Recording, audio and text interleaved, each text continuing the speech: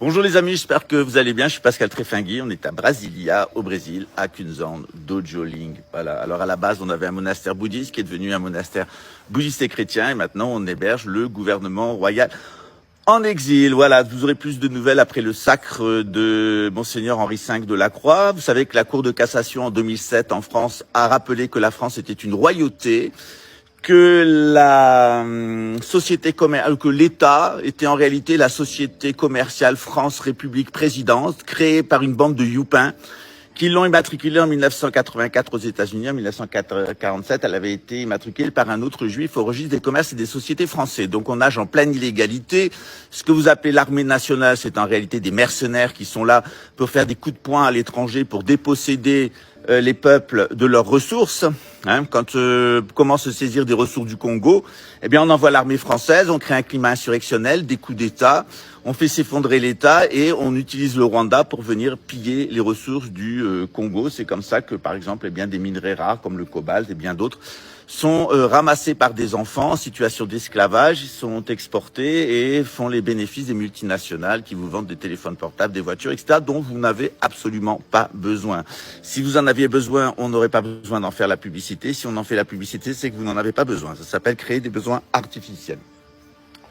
Donc cette société commerciale France République, elle est parfaitement illégale. L'armée, ce sont des mercenaires. Quant à la police nationale, parce que là, c'est vraiment les déchets de l'humanité. C'est-à-dire en France, si t'as rien dans le citron, si t'es con comme un panier, si t'as eu 6 de moyenne au BEPC, au brevet des collèges, il y a une carrière pour toi, ça s'appelle la police nationale. C'est-à-dire qu'il y a une concentration de crétins, d'abrutis, de bons à rien et de débiles. D'ailleurs, maintenant, c'est sans condition de diplôme, sans condition d'examen. Ils prendront n'importe qui. Ils ont même prévu de prendre les gens du RSA, a dit Macron, et leur mettre un uniforme et vous envoyer en Ukraine. Voilà. Donc si vous n'avez pas toujours compris que vous êtes face à une société commerciale de banquiers youpins véreux qui ont décidé de vous amener à la guerre pour vous exterminer, ils l'ont déjà fait 2 fois, ils vont le faire une 3e, et qui se sert de pantins sans beaucoup de caractère ni de personnalité, parce qu'il faut bien bosser, comme on dit. Alors pourquoi pas se mettre au service de Satan, c'est-à-dire de la République et sa forme institutionnelle. Et puis une bande de macaques policiers, parce qu'il n'y a pas d'autre mot, qui sont les petits singes du pouvoir. Le rapport de mai 2024 du Sénat, il est accablant. La police nationale est le premier narcotrafiquant de France et l'armée nationale est le premier importateur de drogue en Europe. Voilà, bravo. Alors, bien entendu, au-dessus, il y a les banquiers véreux, tous de la communauté youpinique. En dessous, il y a les idiots du village qui contribuent à ça, police et armée.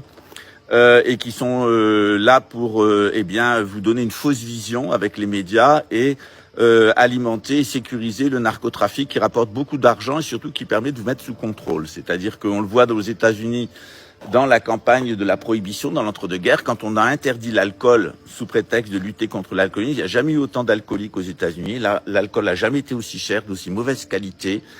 Ça a coûté des milliards de dollars pour lutter. Ça a créé de la corruption à l'armée, à la police, aux douanes, en prison, dans les tribunaux, etc. C'est-à-dire le meilleur moyen de ne pas venir à bout de quelque chose, c'est de l'interdire. Interdisez la prostitution, vous allez voir le genre de prostitution que vous allez avoir. C'est pour ça qu'il faut autoriser la prostitution, il faut autoriser les drogues, etc. dans un cadre légal. Voilà.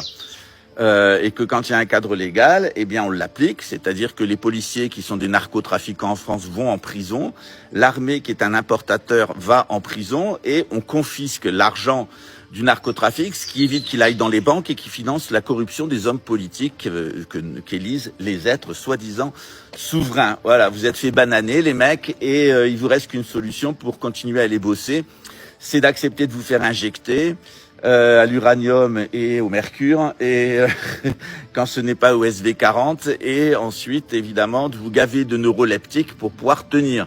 Vous n'avez même plus le droit d'être malade et de rester chez vous en attendant que ça aille mieux puisqu'il y a 3 jours de carence à la sécurité sociale pour les indemnités maladie. Donc on vous oblige à tout compte fait soit à vos propres frais rester chez vous.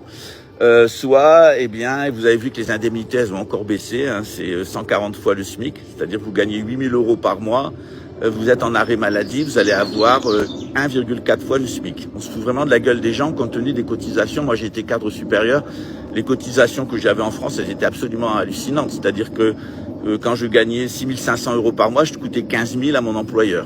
Voilà. Donc on est dans un système absolument aberrant où bien pour tenir il faut se droguer avec des drogues légales ou illégales. Quand on est malade il faut se droguer. Pour aller travailler il faut s'injecter, etc. On a une police qui pour vous obliger à mettre des masques et des autorisations, des auto-autorisations de sortie, n'a pas hésité à pointer des armes de guerre sur votre tête dans lesquelles il n'y avait pas de balles d'ailleurs. C'est assez grotesque. Tout est grotesque dans ce système. C'est un système grotesque. Et au final, eh bien tout ça a fait les affaires des banquiers véreux, qui eux ont gagné des milliards sur la crise Covid, sur l'identité numérique, la numérisation de l'économie, etc. 35% des commerces de proximité dans les centres-villes sont passés dans les mains de la grande finance. Voilà, bravo. C'était l'objectif, c'était de vous empoisonner avec Big Pharma, de vous déposséder sous la menace d'armes et de faire la richesse des banquiers youpins qui vous gouvernent. Donc quand vous en aurez marre de vous faire mettre une kippa dans l'anus, eh bien vous passerez à l'action. Pour l'instant, c'est la séquence réflexion. Nous, la réflexion, on l'a menée pendant des années. On a été persécutés pour ça. J'ai fait pas loin de 5 ans de prison. Je suis constamment sous... Là, je suis à nouveau pour 15 jours en vigilance assassinat. C'est-à-dire qu'il y a un avocat pédophile de Rio de Janeiro qui est directement lié avec le consulat de France, qui est l'avocat d'une personne qui a tenté de m'assassiner plusieurs fois, qui a été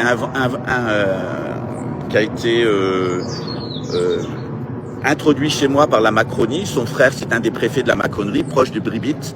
Et donc, cet individu est venu chez moi pour essayer de me déposséder, de m'assassiner. Ça n'a pas fonctionné, on l'a viré. Maintenant, ça a été la cabale judiciaire jusqu'à ce que cet avocat, en partenariat avec le consulat de France de Rio de Janeiro, paye des policiers militaires ici pour venir m'arrêter et m'assassiner. Il y a 2 policiers qui ont été arrêtés. Alors pour des sommes ridicules, quand je vois que je coûte même pas 3 000 euros, c'est-à-dire la DGSE a même pas les réseaux pédophiles de la DGSE et de narcotrafic de Rio ont même pas 3 000 euros à dépenser pour me faire assassiner. On est quand même dans du pathétique, hein. Voilà. Mais visiblement, les putes sont pas chères à Rio. Et là, ils ont trouvé une pute à l'OAB. Ils ont trouvé une pute au ministère public. Et ils ont trouvé une pute, évidemment, dans les tribunaux. Parce qu'on m'a mis une brochette de putains au niveau judiciaire, que ça soit des putains femmes ou des dégénérés amorites qui sont toujours liés à 2 énormes scandales. Le scandale pédophile de Borrell et le scandale maçonnique de la loge Zweiter. Donc quand vous avez compris qu'à Rio de Janeiro, il n'y a pas que les réseaux pédophiles Spirit de Sinclair-Mello, il y a aussi un immense réseau de corruption qui est lié à Shabad Lubavitch et cette bande de youpins. Quand vous regardez les principaux acteurs du fiasco de Rio de Janeiro, parce que c'est un fiasco économique, un fiasco social, un fiasco génétique. C'est Rio de Janeiro, c'est l'avenir de l'humanité si on laisse les youpins au pouvoir. Voilà. Donc, c'est-à-dire une masse de personnes informes, sans caractéristiques génétiques ni morales, etc., qui vivent dans la semi-précarité, sur qui on envoie régulièrement les forces spéciales pour les mater. Une bourgeoisie de francs-maçons qui se permet tout, et pour faire tenir le système, des jugeaillons, tous sortis de la communauté au grand nez, aux grandes crises dehors, la communauté des youpins. Voilà, c'est les pires d'ailleurs étant les apostats, parce que quand ils respectent la Torah, ils sont supportables. Quand ils ont apostasié, ils sont encore pires. Voilà. Donc dans ce contexte-là, aujourd'hui, on va parler des arnaques de ce système. Et alors, vous avez 3 grandes arnaques actuelles. En 2020, j'avais fait une vidéo qui avait fait 160 000 vues, qui était les 5 mensonges du gouvernement mondial. Je vais pas les reprendre aujourd'hui, je remettrai cette vidéo en ligne dans les jours à venir, ça vous rafraîchira, ça vous ramènera 5 ans en arrière, avant qu'on ferme ma chaîne, qui a été réouverte à la demande du service de renseignement brésilien, qui a obtenu que ma chaîne soit domiciliée au Brésil et réouverte. Voilà. On a aussi une chaîne de 90 000 abonnés, qui est consacrée à Monseigneur André de Biaz, Henri V de la Croix et du Croissant, où vous aurez en direct les images du sacre, voilà, de Monseigneur. Donc c'est la fin de la République. Société commerciale, la Cour de cassation a reconnu qu'on était dans une royauté et le roi remonte sur le trône prochainement. Voilà pourquoi ici, ils ont intensifié les tentatives d'assassinat et les mesures judiciaires. J'ai même reçu un mandat pour un délit de presse, c'est-à-dire que j'ai dit qu'un policier... J'ai regardé sur Internet ce qui se disait sur ce policier, je l'ai répété. J'avais son dossier de renseignement et il a porté plainte contre moi pour diffamation et j'ai eu un mandat de prison de 20 ans. Et le ministère public a dit, il n'y a qu'à le mettre en prison et on le jugera quand on aura envie. Eh bien, on va faire ça, je vais faire la même chose, c'est-à-dire qu'en temps voulu, on arrêtera les membres du ministère public de Rio de Janeiro qui ont été impliqués dans la cabale contre moi. On les mettra en prison au consulat, à l'ambassade de France ici, dans les conditions de la Papouda. On les jugera quand on aura envie d'ici 50 ans. Voilà. Et évidemment, on les fera vivre dans les conditions sanitaires, les conditions médicales et les conditions alimentaires de la Papouda. Après tout, cette bande de youpins et de psychopathes passe son temps à martyriser le peuple et le faire vivre dans des conditions de camps de concentration. Donc il est grand temps qu'on rattrape ces youpins-là et qu'on les remette dans les camps de concentration dont ils n'auraient finalement jamais dû sortir. S'il le faut, je payerai moi-même le gaz. Voilà. Et la note ne sera pas très salée parce que c'est quand même de la pourriture de bas étage dont la plupart est obèse. On peut les priver de nourriture pendant 5 ans. Il y a de la réserve chez les gros pourceaux. Voilà, ils mangent peut-être pas du porc, mais ils leur ressemblent. D'ailleurs, c'est sans doute pour une question de cannibalisme. Pour le cannibalisme humain, ils le font, mais on a plutôt l'impression d'avoir affaire à un troupeau de porcs. Quand on voit un Habib Mayer, par exemple, vous voyez bien qu'il y a quand même le syndrome du gros porc au service du sionisme. Donc, je vous avais expliqué qu'avec 5 grands mensonges, dans ces 5 grands mensonges, il y a le mensonge de la surpopulation. Est-ce qu'on est en surpopulation sur Terre? Non. Tous les rapports scientifiques jusque dans les années 80 l'ont dit, on peut vivre à 20 milliards sur Terre, il suffit juste de s'organiser économiquement. Pour pouvoir vivre à 20 milliards, il faut mieux organiser notre économie, surtout se passer des banquiers et des 97% de la masse globale d'argent dans le monde qui sert à spéculer, c'est-à-dire qui est au casino. Si on prenait ne serait-ce que 50% de la masse monétaire mondiale pour l'investir dans l'économie, et si on réformait nos États pour qu'ils soient moins coûteux, si on se passait de nos hommes politiques qui sont des corrompus, eh bien, on pourrait utiliser tout cet argent pour faire le bonheur de l'humanité. On n'est pas passé très loin de ce bonheur absolu au Moyen-Âge. Il y avait quand même encore des difficultés, mais on a eu des grands ensembles, que ce soit la Chine, l'Inde, le monde islamique ou l'Europe avec la chrétienté, qui étaient des lieux beaucoup plus agréables à vivre que maintenant. Voilà. Et d'ailleurs, tellement plus agréables à vivre qu'on n'avait pas besoin de tous les appareils modernes pour soi-disant nous faciliter la vie. On n'avait pas besoin d'Alexia, on n'avait pas besoin de téléphone portable, etc. Parce qu'on était dans des communautés rurales où les gens se respectaient, s'aimaient, etc. Donc, le grand mensonge de la surpopulation, la COP 21, et la continuation, c'est-à-dire que maintenant on vous chante l'idée selon laquelle émettre du CO2 dans les activités humaines, surtout quand il y a beaucoup d'êtres humains, ça serait dangereux et ça détruirait le climat. Or, toutes les analyses scientifiques le montrent, il y a une amplitude de 300 ans entre le moment où il y a un excès de CO2 dans l'atmosphère et le moment où ce CO2 est libéré par les océans sur l'effet du réchauffement, qui est lié au soleil. Donc le soleil réchauffe la Terre, réchauffe les océans, et les océans lâchent du CO2. Ce CO2, il y a un cycle il faut environ 300 ans de réchauffement pour avoir une montée du CO2. Donc la montée de CO2 actuelle, elle a une cause il y a 300 ans. Il y a 300 ans, il n'y avait pas de petits véhicules diesel. Donc tout ça, c'est un mensonge. C'est un mensonge qui a permis de vous obliger à changer vos véhicules pour des véhicules électriques qui sont hautement cancérogènes.